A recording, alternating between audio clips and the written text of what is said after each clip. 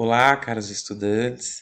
Eu estou gravando esse vídeo para nós discutirmos sobre os elementos de um artigo científico. Eu sempre uso artigos autorais porque está exposto num vídeo, então nada mais justo que seja sobre mim. Então aqui eu estou falando sobre educação à distância e estudo em serviço. As oportunidades de construção coletiva. Por que eu comecei lendo o título? Porque é um problema, né? Eu quero saber se o estudo em serviço que nós fazemos durante a nossa profissão, né? Você está no estúdio e aí vai estudar com seus colegas uma técnica nova, ou o assunto de um filme, enfim, né? Ou aquilo que um cliente deseja que você estude, que você produza para ele. E isso, então, na pandemia nós passamos por isso, né? Mas a educação à distância, então quer dizer, de maneira assíncrona, e como que nós poderíamos fazer isso remotamente. Então é uma oportunidade de construção coletiva, é isso que eu quero descobrir. Então esse é o meu problema de pesquisa. Então, como eu disse a vocês, o primeiro elemento, então, é ao problema, né? Aquilo que eu quero estudar, o que eu quero descobrir, aquilo que eu não sei ainda e quero saber, né? Para saber se é um problema relevante de pesquisa, é muito importante que você busque artigos. E aí, nesse sentido, então, nós exploramos a BDTD e o portal CAPES-MEC. Bom, aqui eu abri para vocês a BDTD, que é a Biblioteca Digital Brasileira de Teses e Dissertações. Já compus uma sentença de busca. A formação continuada em serviço and EAD. O operador booleano é algo que vocês podem pesquisar, porque ele compõe or, not, ele ajuda a compor a sentença sobre o seu assunto de pesquisa. Aqui estamos falando de teses e dissertações. O portal de periódico CAPES-MEC é que tem artigos de outros lugares que a gente pode pesquisar artigo, inclusive direto no Google Acadêmico, mas para você saber esse arcabouço. Outro lugar importante de pesquisa é a biblioteca da universidade. Então vocês de certo sabem onde vocês buscam, né, a biblioteca da universidade. Eu vou tentar abrir aqui rapidamente para vocês verem também. Vou subir aqui na minha área. Aqui está a biblioteca. E aqui eu posso pesquisar os títulos referentes ao meu problema, né? Se eu pesquisar formação continuada em serviço, pode ser que apareça, né? Vamos ver. Formação continuada em serviço. Mas é um assunto muito específico, né? Agora, e se eu pesquisar de repente aqui, ó, stop motion? Com certeza eu vou encontrar volumes que falam sobre esse assunto. E aí é muito importante porque tudo isso nós discutimos em aula, mas é importante a gente relembrar. Você tem a validade dos autores. Então, um produto em livro, algo na biblioteca digital de teses e dissertações, no portal de periódico CAPES-MEC, aquilo que foi publicado por uma universidade ou por uma editora, você tem a validação por pares. Então, tem assim a autoridade pela autoria. Então, para a produção científica, isso é muito importante. Senão, a gente não consegue depois referenciar, né, quem disse o que sobre qual assunto, e fica parecendo que a gente compôs algo que tem mais elementos de opiniões do que científicos. E nesse caso do artigo científico, a gente busca por epistemologia. Então é muito importante a parte da pesquisa. Você escolhe o assunto, delimita seu problema. Então eu quero estudar as técnicas de stop motion.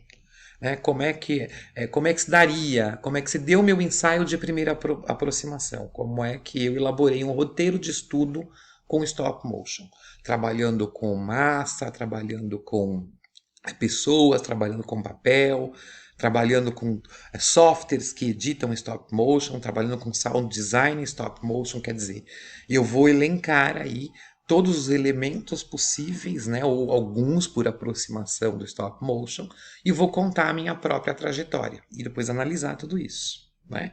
Será que eu consegui realizar aquilo que os autores dizem que é importante trabalhar em stop motion? Essa é uma pergunta, tá bem? Seria uma pergunta de problema. E aí é lógico que isso vai inferir também no tipo de pesquisa. Aqui, esse tipo de pesquisa desse artigo é bibliográfico. Isso significa que foi uma pesquisa feita a partir de autores que publicaram sobre educação à distância e estudo em serviço, ou um ou outro, mas que eu não usei o campo como forma de gerar dado para análise, né? Eu não provoquei uma ação numa comunidade, eu não estive numa escola fazendo isso, eu analisei a literatura, então uma pesquisa bibliográfica. Se eu fosse contar sobre a história de um artista, por exemplo, eu faria uma pesquisa biográfica, né? E essa biografia pode envolver elementos da vida particular desse artista, mas sobretudo daquilo que ele compôs como obra, que é o meu interesse de estudo em animação, né? É sobretudo isso. Depois eu tenho outros tipos de pesquisa, por exemplo, documental. Então eu quero analisar de maneira criando categorias em cima dos autores que eu estudei, algumas animações. Então eu vou elencar lá 2, 3 filmes, pode ser curta, curtíssima, longa, mas lembrando que quanto maior, né, o número do documento, maior o número de páginas, o número de horas do documento, mais complexa se torna a análise. Então, um problema delimitado possível é sempre interessante para a pesquisa. Bom, então vamos seguir. Depois eu preciso elencar quem são os autores. Neste caso, eu estou assinando o artigo com a minha orientadora, que é a professora doutora Mara Silvia Pazian, lá da UFSCar. Por quê? Para escrever um artigo A1, esse artigo virou um capítulo de livro, depois eu vou mostrar o livro para vocês. Mas ele precisava, então, ter a validação de alguém que me orientasse, nesse caso, uma professora doutora, né? Eu sou professor mestre, mas eu precisava de alguém para publicar numa revista A1, que é uma revista que tem o máximo de rigor científico. E aí a gente começa a trabalhar os elementos. O primeiro é o resumo, nós vimos bastante sobre o resumo em sala de aula, né? Então, o resumo a gente começa a escrever agora, não tem problema nenhum. Você começa a apresentar o que você quer buscar, quem são os autores que você vai estudar, mas lembram-se que vocês precisam voltar, né, ao resumo todas as vezes que forem necessárias até o artigo ficar pronto, porque o resumo também traz elementos sobre aquilo que o artigo descobriu, né? Então, olha, aqui no final eu deixo isso claro. Os resultados da revisão bibliográfica e análise dos dados levantados apontam a necessidade de fomentação da EAD como oportunidade de caminhos para programas de formação continuada em serviço e, sobretudo, das possibilidades como forma de desenvolvimento de pensadores capazes de construir soluções para os caminhos escolhidos no coletivo das comunidades escolares. Ou seja, o que eu estou dizendo aqui, que foi possível identificar que sim, a EAD é uma forma de estudo coletivo possível e que, para além, que seria muito interessante que os próprios pares, né, fomentassem esse caminho de estudo, que eles fossem autores e coautores desse processo de formação. Então, imaginem vocês no futuro, num estúdio com muitas pessoas, onde vocês têm um momento para estudarem juntos assuntos pertinentes da carreira de vocês e que vocês constroem juntos esses temas, né? O que será estudado, como, quem oferecerá, se vocês convidarão alguém de fora, ou se os próprios pares prepararão, né? De repente nós dividiremos em trios, em duplas, em quartetos, e aí cada semana, ou a cada 15 dias, por exemplo, esse grupo traz algo para que todos estudem. É uma proposta, né? De formação continuada. Fica bacana. E dá para fazer isso fora do horário de trabalho, ou mesmo com pessoas do mundo todo, reunidas no mesmo ambiente virtual. É sobre isso que se tratou esse artigo, tá bem? Bom, depois do resumo, nós temos as palavras-chave. Como eu disse a vocês em aula, as palavras-chave elas são compostas para metadados, para serem usadas em algoritmos que buscam por essas informações. Então é interessante que tenha de 3 a 5 palavras-chave. E sempre com ponto final. Pode ser uma sentença, ó, formação de gestores escolares via EAD, ponto. EAD, gestão democrática da escola, ponto. Formação continuada em serviço via EAD, ponto. Você pode ter pequenas sentenças ou palavras mesmo. E aí sempre com ponto, neste modelo que está aqui, tá bem? A BNT traz isso também. Depois aqui eu traduzi para o espanhol. Então o resumen, ele é em espanhol, pode ser um abstract que vai estar em inglês, que estará em inglês. Lembrando sempre que aqui eu queria participar de congressos ou ter maior leitura, maior penetração de informação do artigo na cultura latina, né? Então, por isso está em espanhol. Mas vocês podem colocar em inglês e colocar como abstract. A mesma coisa depois da tradução, eu tenho que colocar ou as keywords, né, em inglês, ou as palavras-chave, que é em espanhol, e traduzir também para que o metadado naquela língua também atenda à busca. Então isso é muito importante, tá bem? Bom, feito isso, eu sempre lembro que eu deixo a tradução para o final, tá? Ao final de tudo eu faço a tradução do resumo, porque como o resumo vai alterar, você ficará traduzindo várias vezes. Tomem cuidado com o tradutor automático de internet. Porque eles traduzem coisas que não se assim não exatamente aquilo que você queria dizer, e por vezes eles dizem algo que não é aquilo de forma alguma, né? Distorcem a sua informação. Então você precisa conhecer um pouco da língua, o pé de apoio, né? Sobretudo para alguém que domine a língua que você quer traduzir. Sempre inglês e espanhol, mas também há a possibilidade de italiano, de alemão, de francês, depende de onde o artigo será publicado, tá bom? Bom, o que é a introdução, tá? Aqui a introdução está como 1, mas eu quero fazer uma mudança aqui para vocês em tempo real. Eu quero tirar, porque ele estava para capítulo de livro. Introdução não coloca número. Apresentação não coloca número. É sempre direto, tá? Sem um ponto. Aqui, este modelo, como era para um capítulo de livro, ele pedia essa formatação, mas no artigo não vai aqui a numeração, tá bom? O que eu faço na introdução? Eu conto como é que eu cheguei naquele problema. Por exemplo, se eu quero analisar o stop motion, eu conto.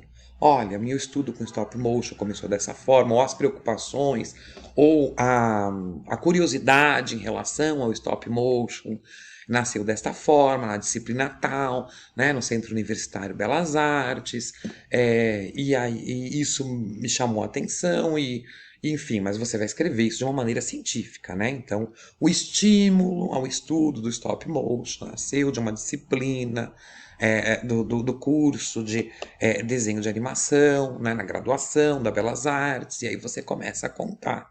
E você vai descrever isso em uma página, no máximo, tá? Então, uma página é um bom tamanho para uma introdução. Lembrando que é importante que vocês passem para mim, então, como está aqui, ó, um arquivo em Docs, sempre online, para a gente poder trabalhar de forma assíncrona, né? Eu não mexerei nunca no texto de vocês, eu faço comentários. Então, se eu quisesse aqui, ó, inserir, né? Vou fazer um comentário. Vou inserir um comentário. Comentário. E aqui, então, onde está amarelo ali, eu faria o comentário dizendo, olha, talvez se você fizesse assim, ou não entendi esse ponto. É uma outra coisa que é muito importante quando a gente está escrevendo um artigo e tem uma orientação, né? A orientação sempre está para nos ajudar. Então haverá críticas. As críticas é para a gente crescer, para a gente fazer melhor.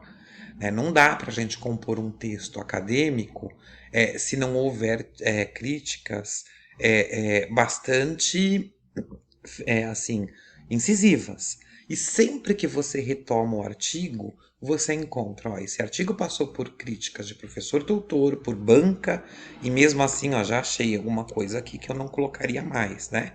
Então, tecnologia digital de informação e comunicação, sigla, não tem plural, é sem S. Já acabei de corrigir o meu próprio artigo. E pode ser que no livro isso tenha sido corrigido, porque passou por mais 2 revisões, aí sim, de pessoas da letras, né? De gente que entende muito de estilística, gramática, ortografia, para poder consertar, né? Para poder contribuir. São críticas. Eu tive que mudar bastante coisa no texto para poder publicar. Então, se acostumem com essa máxima, tá bem? Bom, aqui seria a metodologia de pesquisa. Depois que eu fiz a apresentação, É muito importante também, quando vocês vão terminar, ó, tô acabando minha apresentação. Já disse para o leitor como é que eu me aproximei do tema, quem eu vou estudar. Então agora eu deixo sempre assim, no final do último parágrafo, uma ligação com o próximo. Agora, no próximo item, na metodologia de pesquisa serão tratados, né, os caminhos de análise das informações. A metodologia é como você fará a análise dos dados. Então, existe metodologia e artigo de referência para pesquisa bibliográfica, para pesquisa documental, para quem vai fazer survey, quem vai fazer questionário, para quem vai fazer entrevista, né, que é análise de dados, o discurso do sujeito coletivo, quer dizer, você sempre tem metodologias. Isso nós faremos juntos na orientação. Então, manda para mim no e-mail que eu passei para vocês, que eu vou fazer as primeiras colocações, vocês corrigem, me devolvem, e na orientação, aquela que eu pedi para vocês marcarem comigo, a gente vai então definir a metodologia de pesquisa de vocês. Mas isso não impede, e muito pelo contrário, é muito interessante que vocês já pesquisem sobre a metodologia e referenciem ela aqui, comecem a desenvolver o item de metodologia. Bom, então tá, eu já apresentei e agora na metodologia eu vou descrever aqui, ó, o protocolo de pesquisa, tá vendo? Ó? Exatamente, aqui é para uma revisão sistemática de literatura, que é uma forma de você encontrar também, né? Ó, eu queria fazer revisão bibliográfica, então eu fui buscar num intervalo de tempo de 10 anos tudo o que falava sobre formação continuada em serviço via EAD. E encontrei alguns elementos que me fizeram selecionar estudos específicos sobre isso. Aí eu organizei, analisei em tabela e apresento os resultados. Então, depois da metodologia, ali na metodologia eu já tenho, já trago o que eu encontrei, né? Vocês, por exemplo, aí eu vou fazer uma pesquisa bibliográfica por aproximação. Eu vou selecionar alguns livros, alguns artigos que falam sobre esse assunto. Então você apresenta os dados no item, que seria aqui o item 2, né? Porque a gente mudou lá o número. Mas tudo bem, você faz a apresentação dos dados, você faz a metodologia e depois da metodologia você apresenta os dados, né? Esses dados você vai colocar em resultados.